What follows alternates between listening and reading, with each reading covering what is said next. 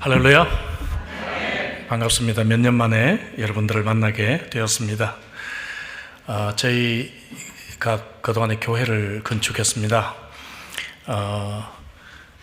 2011년에 교회를 공장을 구입을 하고 건축을 바로 진행하지 못하고 시간이 좀 지연이 되고 있었는데, 구입할 때 융자도 좀 어느 정도 갚게 되고 해서 이제 성도들을 좀 잘 설득을 하고, 또 저희는 호주 장로교단에 소속이 되어 있어서 호주 장로교단에 또 잘 설득을 하고 해서 1차만 공사를 하자. 외벽하고 예배당, 그 다음에 교육관 겸 식당, 이렇게 해서 1차만 우리가 공사를 하고 2차는 나중에 또 하나님이 은혜 주시면 하자, 이렇게 합의를 하고 2019년 11월에 1차 공사가 들어갔습니다.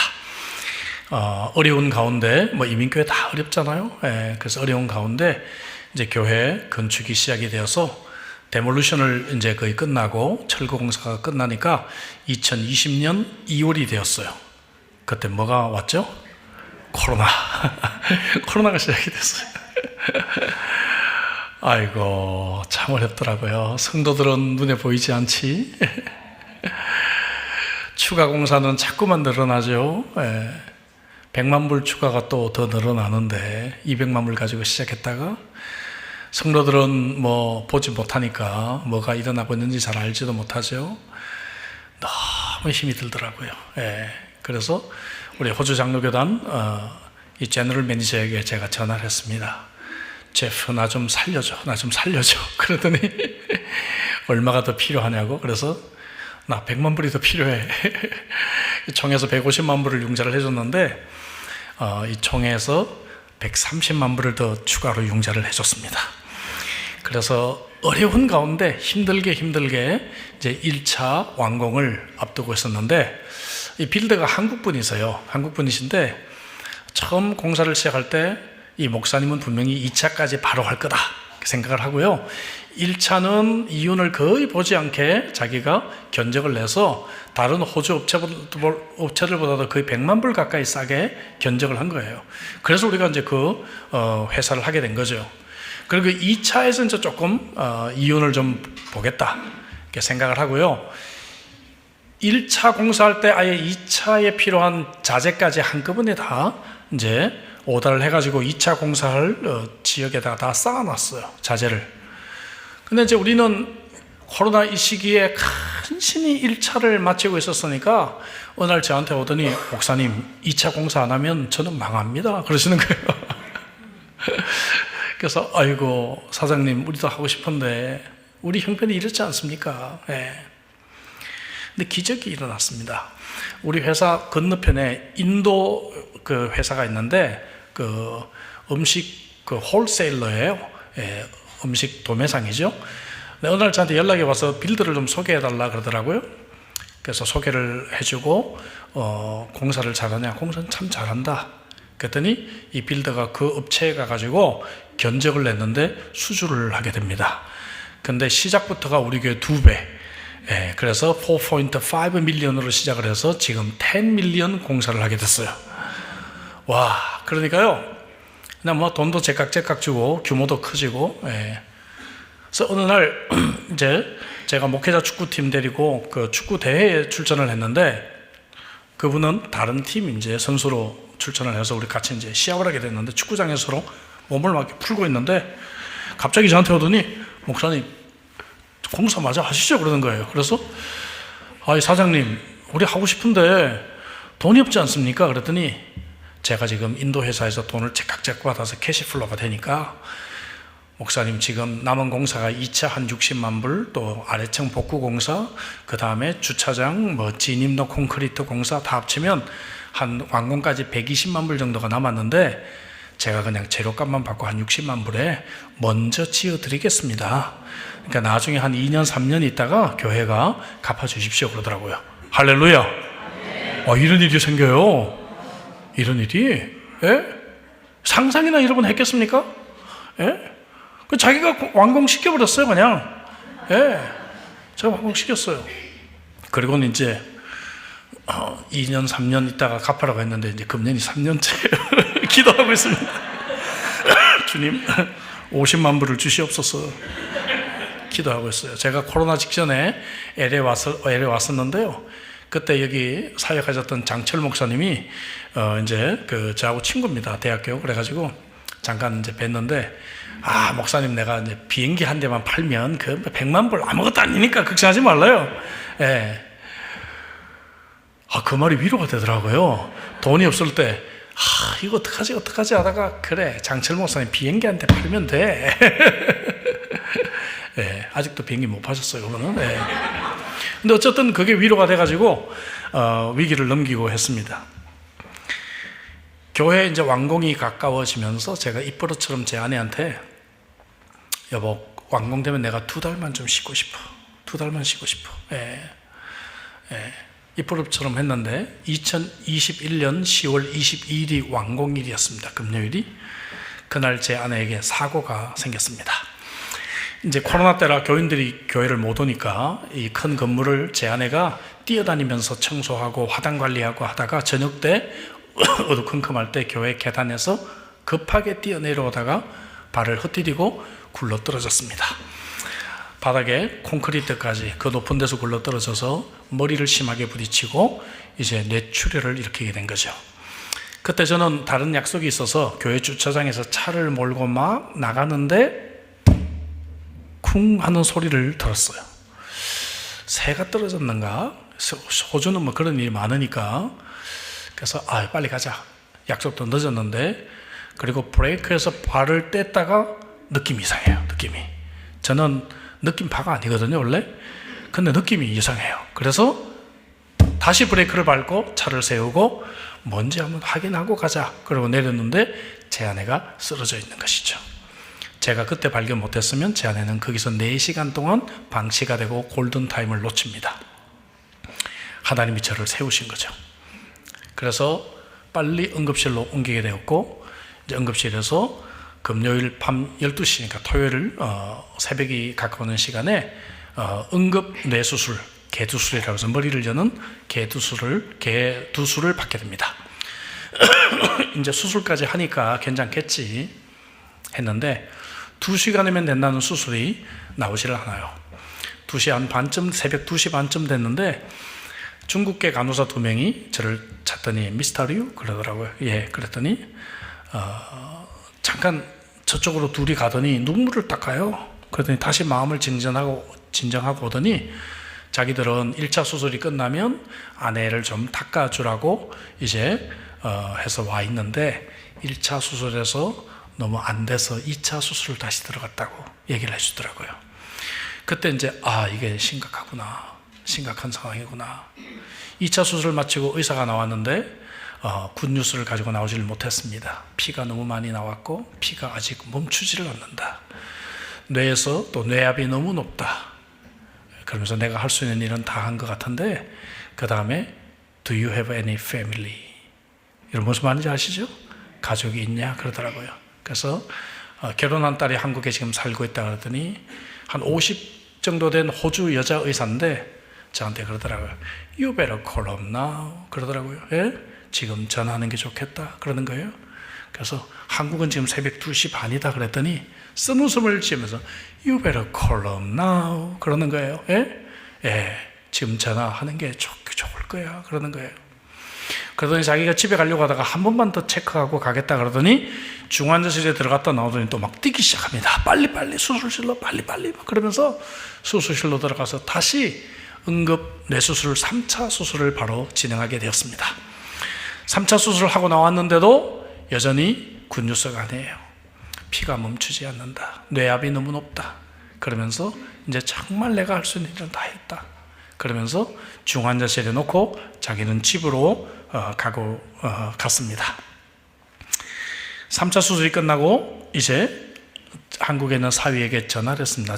제 딸이 임신 12주였어요. 결혼한 지 5년 만에 이제 아기를 가졌고, 그래서 딸에게 차마 얘기를 못하고 사위한테도 엄마가 사고가 났는데 좀 상태가 안 좋아 이렇게밖에 얘기를 못했죠. 충격을 받을까봐. 근데 사위가 이제 그 병원에 친구 의사가 있어서 그 의사를 통해 가지고 수술한 의사하고 통화를 합니다. 사위가 알아서. 그러더니 24시간 안에 세상을 떠날 것이라는 얘기를 들었습니다. 얘들이 그냥 패닉이 돼가지고 그때 코로나라 인천공항까지 가서 코로나 검사를 받았어요. 왜냐하면 그래야 빨리 나오니까. 인천공항까지 가서 코로나 검사 받고 토요일 날이었습니다. 그리고는 이제 비행기표를 알아보니까 비행기가 그때 잘 다니지 않아가지고 싱가포르 에어라인 비즈니스석 2개를 간신히 확보를 해서 주일 아침에 이제 싱가포르로 경유해서 오는 걸로 출발을 했습니다. 자, 토요일 아침이 되었는데 우리는 토요일 아침 되면 설교 본문 제목이 다 나왔고 주보가 이제 제작이 됩니다. 근데 그 다음날 저희가 추수감사 주일이었어요. 근데 제가 설교를 뭘 하려고 했는가 하면 제목이 어려운 때를 만나도 감사였습니다. 장로님들이 설교를 못하게 합니다. 목사님 못하십니다. 지금 상황에서 못하십니다. 제가 기도하면서 고민을 해봤습니다. 하나님이 뭘 원하실까? 그리고 어쩌면 제 아내가 이 인생에서 마지막 이제 순간을 보내고 있는데 제 아내가 뭘 원할까? 자기 때문에 설교를 못하게 되고 또 성찬을 하게 되는데 추수감사 주일날 호주 장로교단 목사가 아니면 성찬을 못해요. 저희는. 근데 우리 부목사님들이 다 한국교단 소속이시거든요. 그래서 제가 만약에 못 쓰면 성찬도 못하는데 이걸 정말 하나님이 원하시고 내 아내가 원할까 생각하니까 아닌 것 같아요. 고집을 부렸습니다. 장로님들 사회는 우리 부목사님들이 하시고 제가 설교와 성찬은 하겠습니다. 주일날 아침에 제가 일찍 제 아내를 이제 면회를 갔습니다. 면회를 가서 제 아내 손을 잡고 내 구주 예수를 더욱 사랑 찬송을 불러주고 기도했습니다. 아내 버텨줘. 내가 예배 마치고 올 때까지만 버텨줘. 그렇게 기도를 하고 그리고 이제 가는데 중환자실에 간호사들이 앞을 가로막아요. Where are you going? 어디 가는 거예요? 그죠? 예. 너 여기 있어야 된다는 겁니다. 예. 그래서 상황을 설명하고 지금 주일날 오전 트래픽으로 오는 10분이면 우리 교회에서 올 수 있다. 그러니까 상황이 위급하면 전화를 해라. 내가 전화를 받겠다. 그리고 교회에 와서 설교 시간에 핸드폰을 켜서 볼륨을 최대한 올려놓고 성도들에게 양해를 구했습니다. 여러분, 제가 전화가 오면 전화를 받아야 됩니다. 오늘은 양해해 주십시오. 그리고 제가 설교와 성찬을 감당을 했습니다. 어려운 때를 만나도 감사, 이 설교를 하면서 제가 이 힘든 시기에 그래도 내가 감사할 것이 있었다. 그래서 20가지를 제가 이제 설교 준비를 하면서 좀 메모를 해봤어요. 17번까지를 하다가 성도들이 너무 울어가지고 저도 너무 울고 성도들이 너무 울어서 17번까지만 하고 더 못했습니다. 이 어려운 상황 속에서도 우리가 감사할 그런 이유들이 있었다라고 죽을 힘을 다해서 설교와 성찬을 감당을 했습니다. 아내가 버텨줬습니다. 토요일을 버티고 주일을 버텨줬습니다. 그래서 주일날 저녁에 밤 12시 반이 되니까 저도 이제 거의 탈진 지경이죠. 이틀 동안 아무것도 먹지 못하고 이틀 동안 잠도 한숨 자지 못하고 주일 사역을 하고 왔습니다. 이제 잠깐이라도 눈을 붙여야 되겠다 하고 12시 반쯤 침대에 누웠는데 잠은 오지 않는데 30분 뒤에 월요일 새벽 1시죠? 병원에서 전화가 옵니다.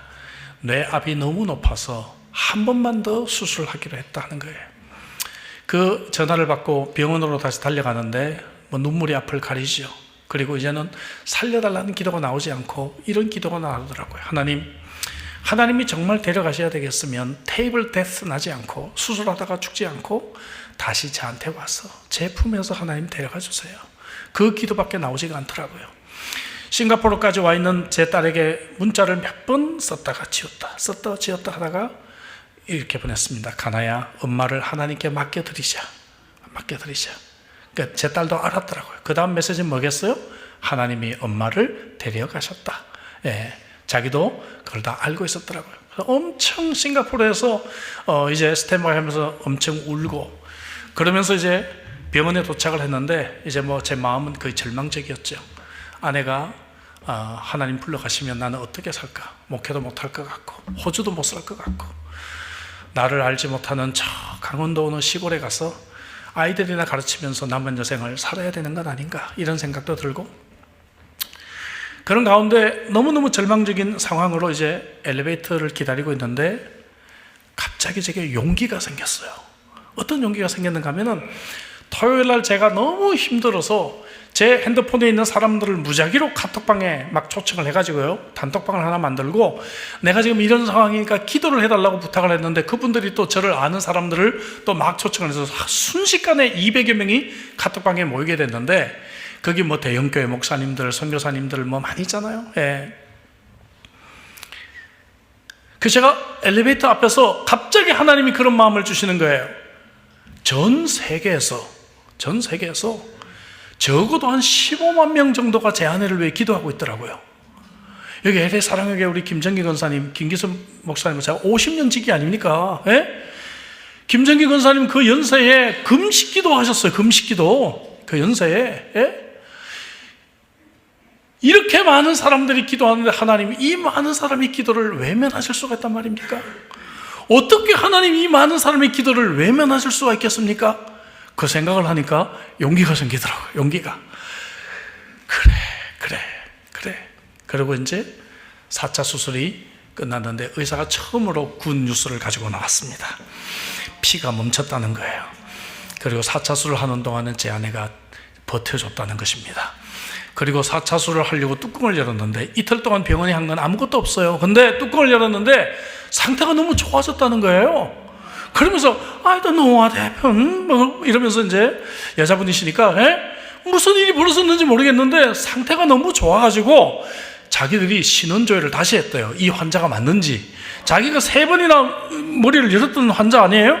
근데 상태가 너무 좋아져 있다는 거예요. 그래서 I don't know what happened 그 얘기만 한 10번 해요. 근데 상태가 너무 좋아졌다고. 3차 수술을 마칠 때는 설사 살아도 평생 휠체어, 평생 시각장애인이라 그랬거든요. 근데 살기만 하면 She may walk 그러면서 자기가 막 흥분해가지고 얘기를 하더라고요. 어쩌면 그럴 수도 있을 것 같다. 처음으로 희망적인 뉴스를 가져왔습니다. 그리고는 이제 하나님의 은혜로 살게 되고요. 여러분 아시겠지만 뇌출혈은 발생한 지 3일 만에 50%가 사망입니다. 그리고 남은 50% 중에서 또 50%는 3개월 이내에 여러 합병증으로 사망입니다. 아내는 숱한 고비들을 넘기고 이제 한국도 이제 몇 번 방문했고 이번에 또 같이 왔어요. 산부 예배 때 올 겁니다. 얼마 전에는 정말 하나님이 하신 일이죠. 얼마 전에는 운전면허도 다시 돌려받아서 이제 혼자 드디어 운전도 막 시작하게 되었습니다. 그때 말씀한 대로 우리 김정기 권사님 그 연세에 금식하며 기도하셨고요. 우리 김기선 목사님 전화가 왔어요. 형님, 제가 호주를 가야 되는데 지금 비행기가 없어요. 그러는 거예요. 막 안타깝게. 제가 호주를 가야 되는데 비행기가 없어요. 우리 참 목회자의 사랑이 있는 참 귀한 분입니다. 저는 LA 사랑에게 올 때마다 영적으로 몇 단계씩 업그레이드 돼서 다시 돌아갑니다. 사역하는 걸 보고 또 우리 김 목사님 헌신하면서 교회와 또 성도들을 참으로 위해서 눈물로 기도하는 모습을 보고 제가 또한 도전을 받고 그렇게 하고 제가 돌아갑니다. 이번에도 사실 이 LA에서 기도하신 분들이 너무 많아서 그분들에게 제 아내의 건강한 모습을 보여드려야 되겠다, 그런 마음으로 잠깐 제가 오게 되었습니다. 막상 오게 되니까 또 말씀을 전하게 되고 또 어제는 또 우리 얼바인 베델교회에 가서 또 말씀을 함께 나눴는데요. 정말 기도하신 분들의 그러한 기도의 빛으로 저희들이 살아가고 있습니다. 사랑하는 우리 형제자매 여러분, 저처럼 이 생명의 위기를 만난 사람은요, 소망이 없으면 단 1분 1초도 살아갈 수가 없어요. 음식이 없으면 몇 주를 버틸 수가 있고 물이 없이는 며칠을 버틸 수가 있고 산소가 없이는 몇 분을 버틸 수가 있지만 소망이 없이는 우리는 몇 초도 우리는 살아갈 수가 없습니다. 그러면 우리가 가지고 있는 이 확실한 소망은 무엇입니까, 여러분? 그것은 바로 우리가 구원을 받는다는 거예요. 이 땅에서의 생명이 끝이 아니라는 것입니다. 우리에게 영원한 천국이 있는 줄로 믿습니다. 히브리서 6장 19절에 우리가 이 소망을 가지고 있는 것은 영혼의 닷 같아서 튼튼하고 견고하여 휘장 안에 들어가나니 그랬습니다. 휘장 안에 들어간다는 것은 신약 표현으로 말하면 예수님으로 말미암아 구원을 얻게 된다는 것이죠. 여러분, 이것이 믿는 자는 생명의 위기 앞에서도 확실한 소망을 가질 수 있는 이유입니다. 영어 성경에 보니까 The certain hope of being saved, is a strong and trustworthy anchor for our soul. 이렇게 번역을 하고 있습니다. 견고하고 신뢰할 수 있는 영혼의 닻이다 그 말이죠. 생명의 위기를 만날 때 우리는 소망의 닻이 필요한 것입니다. 근데 사람들은 하나님이 아닌 다른 곳에 소망의 닻을 내리고 인생을 살아갑니다. 돈이라든지 혹은 또 약이라든지 혹은 섹스, 도박, 쾌락, 휴가 이런 것을 닻을 삼아 인생의 풍랑을 이겨보려고 합니다. 요즘은 뭐 한국을 자주 가시지만 옛날에 30년 전만 해도 제가 처음 목회할 때는 우리 성도들이 한국 한번 가는 게 인생의 꿈이었어요. 그래가지고 비행기 티켓 사놓으면요, 티켓을 가지고 잠자리가 침대에 안고 잤습니다. 예, 비행기 티켓을 가슴에 안고 잠자리에 들고 그렇게 하는 분들도 계셨어요. 여러분, 그런데 이런 것들을 우리 소망의 닻을 삼고 살아갈 때는 우리 인생의 배는 침몰하고 맙니다. 그러나 여러분, 하나님의 이 소망은 튼튼하고 신뢰할 만하며 닷과 같이 우리를 지켜줄 줄로 믿습니다. 4차 수술을 끝나고 제 아내는 코마 상태로 들어갔습니다. 코마 상태는 이제 언제 깨어날지 모르는 거예요. 저희 교회 부목사님 삼촌은 한국에 계시는데 27년째 지금 코마입니다. 하나님만이 그 타이밍을 알죠. 근데 31일 만에 제 아내는 코마에서 깨어났습니다. 코마에서 깨어났는데 뭔가 말을 하고 싶어 하는 것 같아요. 예? 근데 뭐 줄이 얼마나 많이 달려 있습니까? 예? 말도 못하죠. 예? 아무것도 못하죠. 손 하나 까딱을 못하거든요. 뇌가 다시 리세팅이 되니까 이 손 하나 움직이지를 못해요. 그래서 기계로 이제 제 아내를 막 이렇게 앉혀 놓더라고요. 병원에서 기계로 이렇게 앉혀 놔서 이렇게 하고 있는데 뭔가 말을 하고 싶어 해요. 그래서 제가 아이패드를 갖고 와서 제 아내 손을 잡고 눈의 방향을 보면서 글씨를 타이핑하게 했습니다. 그랬더니 첫 번째 제 아내가 하고 싶었던 말이 무엇인가 하면은 예수님, 나의 주님을 쳤습니다. 할렐루야. 제가 아내가 이 타이핑을 했을 때 한없이 울었습니다. 왜 그런가 하면 이제는 됐다. 이제 하나님 더 이상 바라는 것이 없습니다. 하나님이 제 아내를 지금 데려가셔도 예수님 붙잡고 있으니까, 그죠? 예수님 붙잡고 있으니까 이 의식이 희미한 가운데서도 그럼 된 거 아니에요, 여러분? 예? 그리고 이 땅에서는 남편을 기억하고 있으니까 남편이 책임질 거 아니에요. 예? 휠체어를 타든 평생 그저 어떻게 하든. 예? 이젠 됐다. 하나님, 이제 제가 더 이상 바라는 거 없어요. 더 이상 소망이 없어요. 제가 기도하게 되었습니다. 여러분, 정말 이 코마 상태에서 인생의 생명의 위기를 만났을 때 여러분들은 무엇을 붙잡고 계시나요? 제 안에는 예수님, 나의 주님을 붙잡고 여러분 있었던 것입니다. 인생의 소망을 자신의 능력이나 자신이 가지고 있는 것 혹은 사람에게 두는 자들은 그 인생의 배가 언제든지 침몰할 수 있지만 7,000가지 이상의 하나님의 약속이 성경에 있는데 이 성경 말씀 하나님의 약속을 소망으로 삼고 영혼의 닻을 내리는 자들은 안전할 줄로 믿습니다. 제 아내가 사고가 나고 몇 주 동안에 경황이 없는 가운데서도 제가 읽은 책이 있습니다. 릭 워런 목사님이 쓰신 The Hope You Need라고 하는 책이에요. 근데 여러분 알다시피 릭 워런 목사님은요, 이 책을 쓰다가 아들 매튜가 우울증으로 자살을 하게 됩니다. 예? 생각해보세요. 이 대형교회 목사님이요, 예? 아들이 자살을 해요. 이걸 어떻게 교회가 설명하겠습니까, 정말? 예? 이런 위기가 교회에 닥쳤고요, 이 목사님에게 닥쳤어요. 근데 참 건강한 교회는 다르더라고요. 교회가요, 목사님을 위해서 2년 동안 이 목사님을 보호해주고 그리고 기다려줍니다. 그래서 이 목사님이 2년 동안 사역을 멈추고 회복의 과정을 거치고 그 회복의 과정을 거치고 난 뒤에 이제 집필을 이어가서 탈고한 책이 바로 이 책이에요. 그래서 이 책이 정말 읽고 싶었는데 이때 제게 위로가 되겠다 싶어서 이 책을 제가 읽었습니다.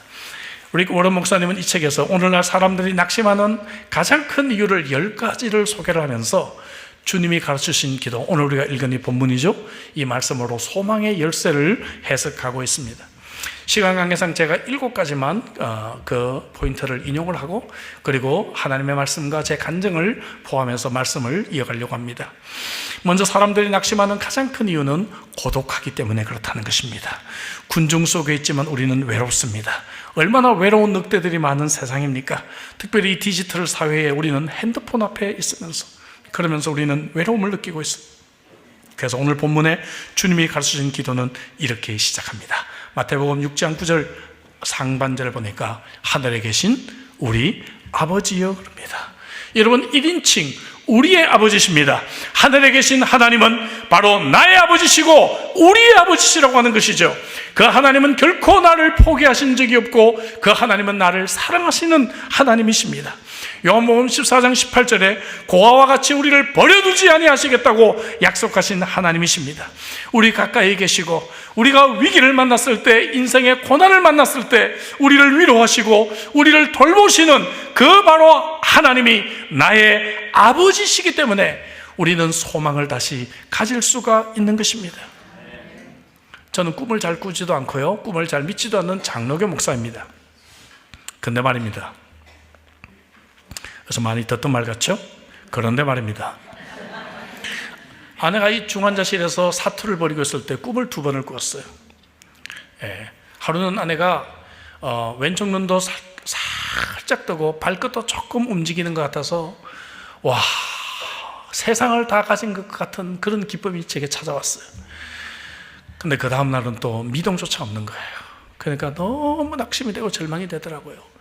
수요 예배를 드리러 갔는데 병원에 있다가 저기 뒤에 앉아가지고 예배를 드리고 성도들이 사모님 위해서 기도하자고 막 기도를 하는데, 기도를 해도 정말 너무 마음이 힘이 들고 집에 가서 잠을 자야 되는데 또 잠은 안 와요. 몸은 피곤한데 벽에 기대가지고 잠깐 잠이 들었습니다. 잠이 들었는데 꿈을 꿨어요. 꿈에 제 아내가 건강한 모습으로 어디 외출을 했더라고요. 그래서 제가 전화를 해가지고 여보 왜 안 와? 빨리 와. 그랬더니 제 아내가 밝은 모습으로 여보 내가 시간이 좀 더 걸려. 그러니까 좀만 더 기다려줘 그러더라고요. 잠이 깼어요. 생각해보니까 그렇게 뇌를 심하게 다쳤는데 시간이 걸리겠죠 당연히. 하나님이 제 아내를 나한테 돌려보내 주시겠구나 생각하니까 위로가 되더라고요. 며칠 있다 잠을 자다가 또 꿈을 꿨는데 이번에는 제 아내가 너무 건강한 모습으로 제가 없을 때 딸과 싸웠다고 일러 바치기까지 하더라고요. 그러더니 정말 그날부터 제 아내는 몸을 조금씩 움직이고 의식이 약간씩 돌아오기 시작했습니다. 여러분, 하나님은 참 좋으신 나의 아버지신 줄로 믿습니다. 꿈을 잘 꾸지도 않고 믿지도 않는 저에게 꿈을 통해서 위로해 주시는 나의 아버지신 줄로 믿습니다. 두 번째, 우리는 무능 때문에 낙심합니다. 능력이 없기 때문에 우리 인생을 통제할 수가 없어요. 변화를 시킬 수 있는 힘이 내게 없습니다. 도박을 끊어야 되는데 왜 자꾸 라스베가스는 내 눈 앞에서 왔다 갔다 하는지, 끊어야 되는데 끊을 힘이 없다는 것이죠. 그래서 9절 하반절에 무엇이라고 기도합니까? 이름이 거룩히 여김을 받으시오며 하나님의 이름을 위해서 기도합니다. 나는 무능하지만 하나님의 이름은 능력이 있는 줄로 믿습니다. 나는 능력이 없지만 여호와의 이름은 능력이 있는 줄로 믿습니다. 여호와 이레, 여호와 샤마, 여호와 니시, 여호와 샬롬. 좀 오래 구해볼까요? 여호와 로이, 목자 되시는 여호와, 여호와 치드케누, 의로우신 여호와, 여호와 체바오트, 만군의 여호와. 제가 지난 2년 동안 가장 많이 붙들었던 거 뭐겠어요? 여호와 라파, 우리를 치료하시는 여호와. 할렐루야. 사랑하시는 형제자매 여러분, 나는 무능해요. 나는 능력이 없지만 생명의 위기 앞에 우리 인생은 정말 아무것도 아니더라고요. 그때 코로나 시기 때 중환자실에 있었던 환자를 다 죽었다 하더라고요. 나중에 간호사가 살짝 얘기를 해주더라고요. 우리 직전에는 아무도 면회도 안 됐거든요. 제 아내 다쳤을 때는 그래도 남편이나 이 가까운 가족은 면회는 가능했거든요. 시간 제한이 있었지만. 그러면서 제 아내가 중환자실을 이제 나갈 때 의사들과 간호사들이 일어나서 기립박수를 보냈습니다. 몇 달 만에 이 중환자실에서 살아나간 첫 번째 사람이 되었다고 그러면서 기립박수를 해주었습니다. 여러분, 우리는 아무런 능력이 없지만 하나님은 능력이 있는 줄로 믿습니다. 오늘 이 자리에 여러분, 내가 능력 없는 것 때문에 낙심하고 절망한 분들이 계시다면 여호와의 이름을 붙들 수 있기를 주의 이름으로 축복합니다. 세 번째, 우리는 우리 인생이 너무 무의미하기 때문에 목적이 없기 때문에 우리는 낙심합니다. 내가 이렇게 열심히 살아서 안 되는 것 같아요. 아무리 노력해도 영주권 길은 너무나 요원하고, 아무리 돈을 열심히 벌어도 자녀들 때 가서 보도 다 못하고, 아무리 해도 안 되는 이 무능 때문에 우리는 낙심합니다. 근데 9절 하반절에 이어서 무엇이라고 기도합니까?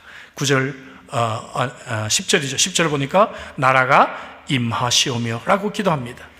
여러분, 우리가 세상의 꿈을 성취하기 위해서 기도합니다. 노력합니다. 하지만 그러다가 우리는 금방 의미를 상실합니다. 내가 이렇게 열심히 했어. 도대체 뭐? What?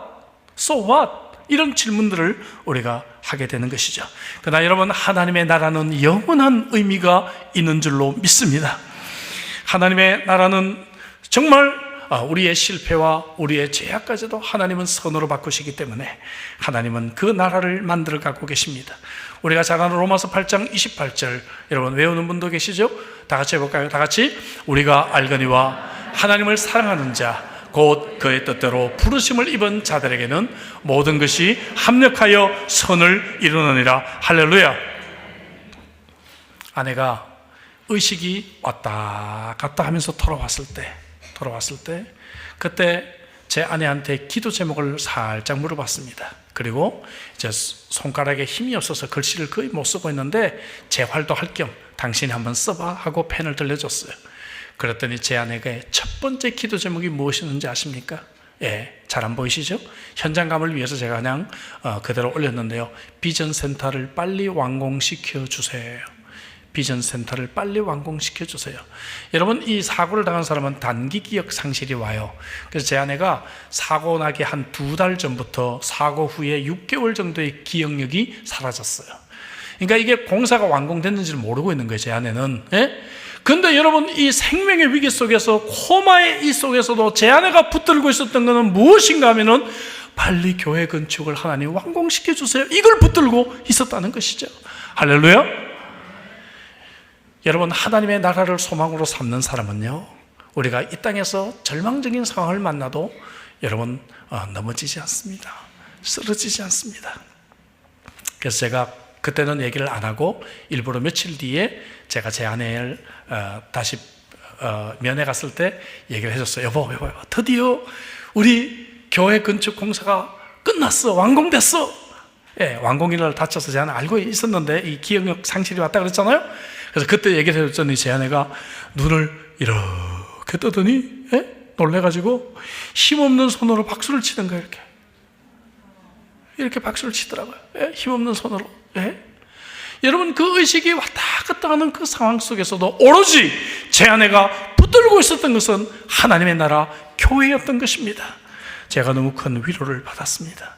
여러분들은 무엇으로 인생의 소망과 목적을 두고 살아가십니까? 여러분, 하나님 나라가 여러분들의 소망이 되고 하나님 나라가 여러분들의 인생의 목적이 되고 하나님의 교회가 내 인생의 여러분 목적이 된다면 우리는 이 땅에서 내가 좀 실패하고 이 땅에서 좀 어려운 일을 만나도 넘어지지 않습니다. 쓰러지지 않습니다. 여러분, 영원한 것으로 소망을 삼으시기를 주 이름으로 축복합니다. 네 번째는 결핍 때문에 우리는 낙심합니다. 필요한 것이 있는데 갖지 못하니까. 돈이 더 필요한데 돈이 부족해요. 안정적인 직장이 필요한데 안 됩니다. 영주권 빨리 해결이 안 되죠. 근데 11절에 기도 제목을 볼까요? 오늘 우리에게 일용할 양식을 주시옵고 라고 말합니다. 여러분, 그렇습니다. 한 달의 양식을 위해서 기도하지 않아요. 일주일의 양식을 위해 기도하지 않아요. 일용할 양식을 위해 기도합니다. 우리는 여러분 한 달, 몇 년의 양식을 고민하면서 우리는 절망하고 있지 않나요? 네, 하나님은 오늘 우리가 살아갈 수 있는 일용할 양식을 주신 하나님이신 줄로 믿습니다. 바울 사도는 빌립보서 4장 19절에서 나의 하나님이 그리스도 예수 안에서 영광 가운데 그 풍성한 대로 너희 모든 쓸 것을 채우시리라 하셨어요. 너희 모든 욕심을 채우시리라 그러지 않았고요, 너희 모든 쓸 것을 채우시리라 했습니다. 여러분들이 1년에 수입이 연봉이 5만 불 이상이다 그러면 우리는요, 전 세계에서 0.1% 안에 드는 최고의 부자들입니다. 여러분, 모르셨죠? 1년에 LA에서 살려면 5만 불 안 가지고 못 살잖아요. 1년에 5만 불 이상의 수입이 있는 분들이라면 전 세계에서 0.1% 안에 드는 최고의 부자들입니다. 여러분, 안 믿으시네요? 옆에 분에 가면 인사하겠습니다. 와, 대단한 분이시네요. 우리 이래봬도 대단한 사람들입니다, 여러분. 그런데 우리는 왜 자꾸 돈 때문에 걱정합니까? 이 공부 걱정하는 거는 공부 잘하는 학생들이 물론 걱정해요. 그죠? 공부 못하는 학생은 공부 걱정 안 하죠. 돈이 있는 사람들이 돈을 걱정하는 거예요. 예? 돈 더 있어야 된다고 걱정하는 것이죠. 돈 없는 사람은 돈 걱정 안 해요. 예? 일용할 양식 주신 것만 해도 그냥 감사하며 여러분 살아가고 있지 않습니까? 제가 2년 동안 지금 살림을 하고 있잖아요. 예. 제가 다친 이후로 살림을 하는데 이 살림을 하다 보니까 주부들을 참 존경하게 됐습니다. 예? 와, 이 일용할 양식이 이게 얼마나 중요한지를 제가 아주 절실히 깨닫고 있어요. 근데 살림을 하다 보니까 이게 제가 이 살림에 은사가 있다는 것을 처음 알았습니다. 예전에 미처 몰랐죠. 우리가 은사론 강의할 때 undeveloped gift 얘기를 합니다. 개발되지 않은 은사. 왜냐하면 안 해봐서 못하니까 못한다고 생각하는 거예요. 막상 해보면 이거 내가 소질이 있네 하는 걸 알게 되는 것들이 많거든요. 이 전문가들은 우리가 적어도 한 500가지의 은사를 가지고 있다 그래요. 모르셨죠, 여러분? 그러니까 교회에서 뭐 시키면 목사님 저는 못해요. 모태신앙인들이 못해요 많이 하는데 어쨌든 저는 못해요 하는데 그러지 않아요. 안 해봐서 모르는 거예요. 여러분 남편 집에 가서 살림 시켜보세요. 잘합니다, 생각보다. 그래서 제가 살림을 하다 보니까 이게 내가 살림에 은사가 있는 거구나 하는 거를 알게 됐어요. 이 설거지에서 작은 그릇부터 이렇게 착착 개어 놓는 것도 참 보기만 해도 흐뭇하고요. 이 쇼핑센터 가면 물가가 얼마나 올랐는지 한꺼번에 샥 스캔이 됩니다. 제가 이 계산의 능력이 좀 있는 사람이거든요. 그러다 보니까 이 물가가 얼마나 제 아내 여보 물가가 7.25%가 올랐어. 딱 저는 나와요 그게. 그런 것도 제가 알게 되고 그러면은 7.25% 제가 쇼핑을 좀 덜 해야 돼. 딱 얘기를 합니다 제가. 은사가 있죠.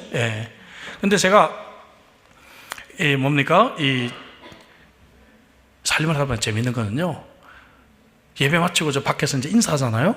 인사하는데 권사님들이 이제 대놓고 저한테 목사님 김치 아직 남았어요? 그러시면서 이거 성도들 인사하고 새가 적혀 있는데 좀 창피한데 그런 얘기는 나중에 하시면 좋겠는데 목사님 물김치 좀 남았는데 좀 갖다 드릴까요? 그러면서 이제 자신 있게 막 앞에서 막 얘기하십니다. 권사님들이. 재밌죠. 재밌는 일들이 좀 저희 교회에 벌어지고 있습니다. 제가 처음 가정주부로 일을 할 때는 초보여가지고요. 장갑도 안 끼고 막 일을 하다 보니까 제 아내 데리고 한국에 처음 갔는데 지문이 안 나왔어요. 지문이. 그래서 불려가가지고 막 계속 하게 됐는데 이제는 장갑도 끼고 핸드크림도 바르고 이제 제가 아주 그러면서 지문도 잘 나옵니다. 일용할 양식이 얼마나 소중한지를 깨닫고 있습니다. 여러분 하루하루 그저 제 아내가 옆에서 숨쉬고 잠자고 있는 것이 행복하고 함께 아침 식사를 할 수 있는 것이 너무 행복합니다. 여러분 생명의 고비를 넘고 나니까 원하는 거 없어요. 이제 더 이상 원하는 거 없습니다. 우리가 너무 욕심이 많지 않나요, 여러분? 너무 우리가 욕심이 많아서 그렇게 불평하고 짜증내고 그렇게 우리가 고민하며 살고 있지는 않나요? 하나님이 우리에게 일용할 양식을 주셨을 때 감사하시기를 주 이름으로 축복합니다. 다섯 번째, 우리는 원수 때문에 우리는 낙심합니다. 나에게 상처를 준 사람들이 있어요. 내 가슴에 칼을 받고 떠난 그놈. 그래서 이 쓴뿌리가 나를 지배합니다. 그놈 보니까 새 가정 꾸려가지고 휴가라고 하와이 갔네 그 여자 데리고 SNS 보면서 뒷조사하고 있습니다. 속이 뒤집어지고 있어요. 그 원수가 만들어 놓은 그 감옥 속에 나는 아직도 갇혀서 살아가고 있어요. 근데 그 원수는 내 생각 눈곱만큼도 안 해요, 여러분. 이 성탄절이라고요, 랍스터 먹고 추수감사절이라고 여러분 칠면조 먹고 파티하고 있어요. 내 생각 안 해요. 나만 그 사람이 만들어 놓은 감옥 속에 갇혀 있다는 것이죠. 그래서 조금 전에 12절에 우리가 어떤 기도를 하게 됩니까? 하나님의 용서를 구할 때 조건이 있었어요. 우리가 우리에게 죄 지은 자를 사하여 준 것 같이 우리가 용서를 할 때 하나님이 용서해 주신다는 거죠. 그래서 내가 원수를 용서할 때 더 이상 나는 그 원수가 만들어 놓은 감옥에 살아가지 않아도 되는 것입니다. 로마서 12장 9절 말씀에 원수 갚는 것이 내게 있으니 내가 갚으리라 하나님 말씀해 주셨어요. 그래, 심판은 하나님이 하시는구나. 이 모든 상황을 누구보다도 잘 알고 계시는 그 하나님께서 가장 공평하게 원수를 심판해 주실 것이구나. 원수에 대한 심판을 하나님께 맡기고 나는 그 원수를 용서해야 된다는 것입니다. 그럴 때 우리 관계에 평화가 찾아와요. 그럴 때 진정한 교제가 우리 속에 형성이 되는 것입니다. 내가 혼자가 아님을 알게 되는 것입니다. 제 아내가 여성기도회를 인도했는데 우리는 이제 12월 초가 되면 성탄음악제를 합니다. 이게 우리 교회에서는 굉장히 큰 행사예요. 여러 부서에서 나와서 퍼포먼스를 합니다. 무대에 올라와서 퍼포먼스를 해요.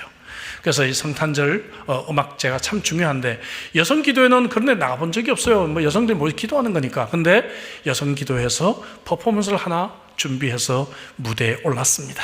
그래서 멋지게 퍼포먼스를 하고 난 뒤에 여성기도회에서 현수막을 하나 펼치게 되었습니다. 현수막 사진 보시면 제 아내의 얼굴을, 제 아내의 사진을 가운데 넣고 이렇게 현수막을 펼치고 손에 손을 잡았습니다. 그러니까 성도들도 누가 뭐라고 할 것 없이 손에 손을 다 잡았습니다. 그리고는 하나님, 우리 사모님 살려주세요. 우리 사모님 살려주세요. 그리고 우리 불쌍한 목사님 하나님 살려주세요. 그렇게 간절하게 기도하는 기도의 마당이 되고 말았습니다. 성탄음악제가. 여러분, 제가 죽을 힘을 다해서 버티고 있었는데 얼마나 큰 위로가 됐는지 몰라요. 예? 우리 김기선 목사님도 그렇지만 저도 정말 하나님의 교회를 위해서 저희 30대, 40대, 50대, 이제 저는 뭐 6학년 이제 중반을 향해 가고 있지만 다 바쳤잖아요. 예. 우리 청춘 다 바쳤죠. 우리 교회 건축한다고 우리 재산 다 바쳤죠.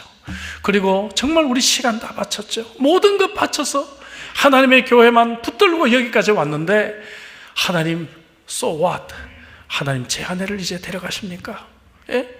이런 이 절망적인 마음 속에서 이 목사가 정말 죽을 힘을 다해서 한 걸음 한 걸음 내디디고 있는데, 온 성도들이 손에 손을 잡고 하나님, 우리 목사님 하나님 살려주세요, 우리 사모님 살려주세요 기도하는데요, 제가 너무 큰 위로를 받았습니다. 그래, 내가 여기서 넘어질 수는 없어. 내가 여기서 그만둘 수는 없어. 내가 여기서 쓰러질 수 없어. 내가 이겨야 돼. 나를 사랑하는 우리 성도들이 있는데 하나님이 그런 은혜의 마음을 제게 주셨습니다. 그리고 저는 정말 죽을 힘을 다해서 그 상황을 이겨나가고 있었던 것이죠. 저를 사랑하는 우리 성도들, 정말 이 허물 많고 이 부족한 목사를 담임 목사로 여기고 여전히 기도하고 여전히 믿어주고 여전히 신뢰하는 이 성도들이 있는데, 내가 다시 한번 일어나야지, 내가 다시 한번 회복돼야 되지, 그래서 내가 더 좋은 목사가 돼야 되지 결심하면서 제가 그 힘든 싸움을 이겨나와서 여기까지 오게 된 것이죠. 여러분, 우리는 인생을 그렇게 살아가는 겁니다. 상대방의 흠을 보고요, 지적하고 비난하고 우리는 망해요. 우리는 다 쓰러지고 우리는 다 망할 수밖에 없어요. 부족하고 연약하지만 우리가 한 가족이라면 받아주고 사랑하고 어려움을 만났을 때 위해주고 붙들어주고 기도할 때, 아, 내가 혼자가 아니구나, 혼자가 아니구나. 다시 한번 용기를 내서 저도 일어나게 되었습니다. 사랑하는 성도 여러분, 인생의 위기를 만난 분들이 계십니까? 그렇다고 한다면 이러한 성도들 간의 아름다운 교제를 통해서, 성도들과의 만남을 통해서 우리는 다시 한번 용기와 소망을 회복하시기를 주의 이름으로 축복합니다. 여섯 번째는 두려움에 사로잡힐 때 우리는 낙심하게 됩니다. 세상에는 수많은 악이 존재합니다. 이 땅은 천국이 아니기 때문에 예수를 믿는 사람도 제 아내와 같은 사고를 당할 수가 있어요. 이 땅은 안전한 곳이 아닙니다. 이 땅은 위험한 곳입니다. 예수를 잘 믿는 사람도 강도를 만나 세상을 떠날 수도 있는 것이 이 세상입니다. 양심적으로 사업하는데 망할 수 있는 것이 이 세상이에요. 왜냐하면 이 세상은 천국이 아니기 때문에, 이 세상에는 죄가 있고 이 세상은 깨어진 세상입니다. 그래서 하나님의 백성들이 이 땅을 살아가면서 이런 위기를 만나게 되고 이런 고난을 만나게 되는 것입니다. 그래서 13절 중간에 보니까 이런 기도를 하는 것이죠. 다만 악에서 구하시옵소서. 하나님의 구조를 요청하는 기도입니다.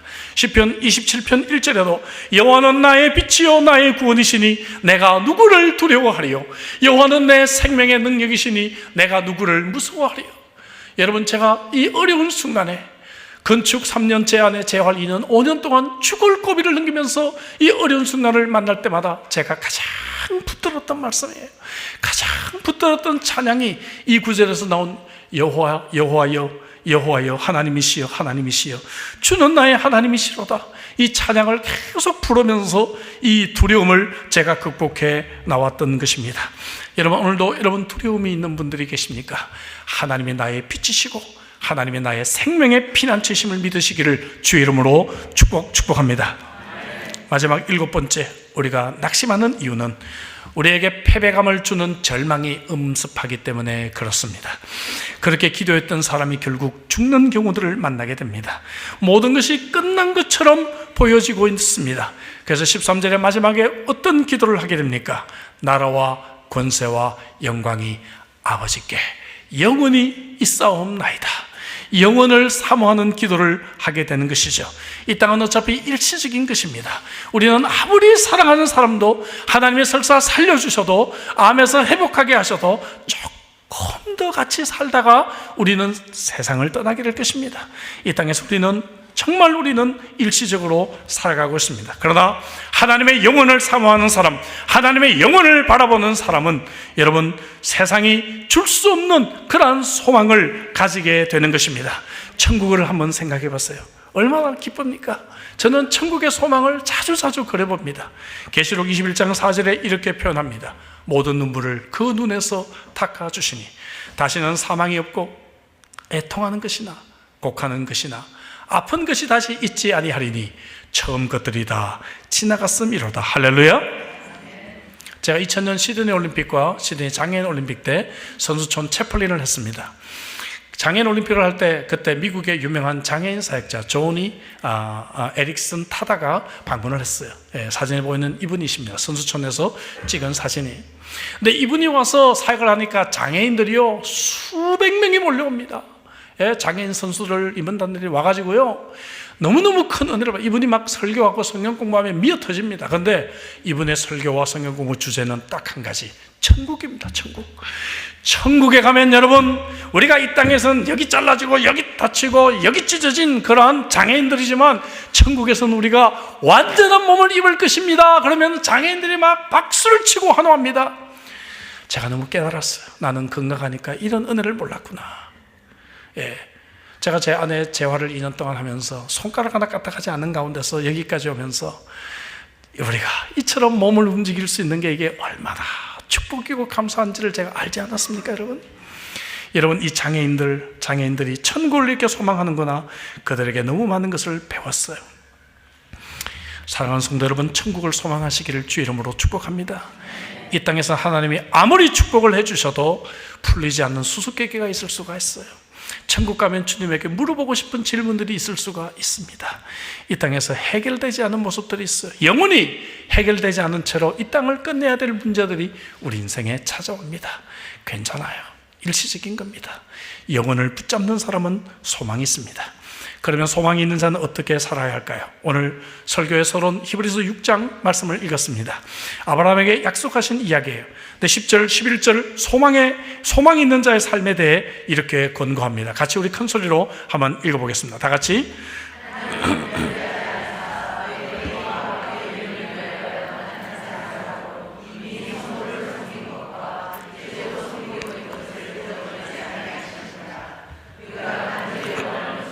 너희 각 사람이 동일한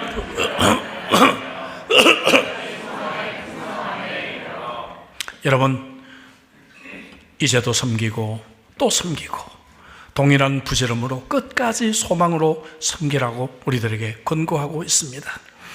아내가 의식이 희미하게 돌아왔을 때 만나고 싶은 사람을 기록해봐라. 제가 자꾸 이제 손가락 훈련으로 제가 자꾸 재활을 시켜서 직접 써보라고 얘기를 했어요. 그랬더니 일단 말도 그때 못했기 때문에 썼는데 잘 안 보이시죠? 제가 읽어드리겠습니다. 1. 예수 안 믿는 사촌들을 만나고 싶대요. 2. 예수 안 믿는 친구들. 3. 믿음이 약한 주위 사람들. 4. 예수 안 믿는 친구들. 5. 우리를 잘 모르는 사람들, 친구들. 6. 배고픈 사람들, 너무 어렵고 힘든 사람들. 7. 어렵고 배고픈 사람들. 8. 예수님에 대해 궁금해하는 사람들. 9. 이 세상에 대해 잘 모르는 사람들. 10. 예수를 안 믿는 사람들. 여러분, 의식이 희미한 상태에서 만나고 싶은 사람들은 전부 예수 안 믿는 사람들, 어려운 사람들이었습니다. 여러분들은 천국 문 앞에까지 갔다 왔다면 누구를 여러분 만나기를 원하십니까? 여러분, 생명의 위기를 만났을 때 여호와로 피난처를 삼으시기를 주 이름으로 축복합니다. 세상의 기대가 무너질 때, 사랑하는 사람이 배신하고 떠날 때, 그렇게 희생하며 키웠던 자식들이 나를 몰라줄 때, 여러분 상처받지 마시고 하나님으로 소망을 삼으시기를 주 이름으로 축복합니다. 저는 아내 사고 후에 참 많이 변했어요. 이제 아내가 말씀드린 대로 옆에 숨쉬고 자고 있는 것만 해도 너무 행복합니다. 우리가 당연하다고 생각됐던 것, 그것이 얼마나 감사한지 알 수가 없어요. 제가 LA 사랑하게 개척할 때부터 가끔씩 방문해 봤잖아요. 이렇게 좋은 건물 하나님이 주신 거 얼마나 감사합니까, 여러분?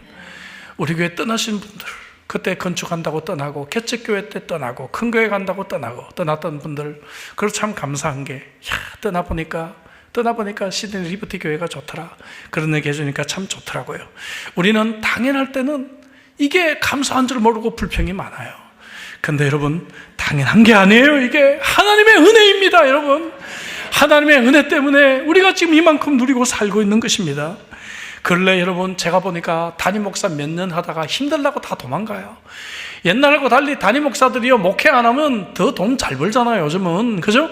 더 잘 살거든요. 그러니까 목회 몇 년 하다가 그냥 힘들다고 그냥 도망가 버려요. 근데 우리 김기서 목사님 참 이렇게 개척하고 17년 동안 섬기고 있는 것도 감사하고, 정말 우리께 귀한 장로님들 세워져서 사역하고 계신 모습 보아도 감사하고, 여전히 그 자리에서 섬기고 있는 우리 교역자를, 평신도들, 제가 말씀은 안 드려도 이거 얼굴 이렇게 다시 만나고 보는 것만 해도 너무 감사합니다. 여러분 너무 소중해요. 여러분 너무 귀합니다. 이것이 당연한 것이 아니라 은혜인 줄로 깨달으시기를 바랍니다. 금년 2월 첫째 주일이에요. 오늘이 금년 시작한 지가 벌써 한 달이 지났습니다. 우리 인생이 이렇게 빨리 지나갈 것 같아요. 6학년이 되니까요, 이게 20년 전인지 30년 전인지 헷갈리더라고요. 어른들을 이제 이해합니다. 이렇게 세월이 빨리 갑니다. 우리는 금방 하나님 앞에 서게 될 것입니다. 그때 우리가 무엇을 붙들고 어디에 소망의 닻을 내리고 살아왔는지 하나님은 우리들에게 물으시게 될 것입니다. 생명의 피난처이신 여호와로 소망을 삼고 그렇게 살아가시는 복된 여러분들 되시기를 주 이름으로 축복합니다.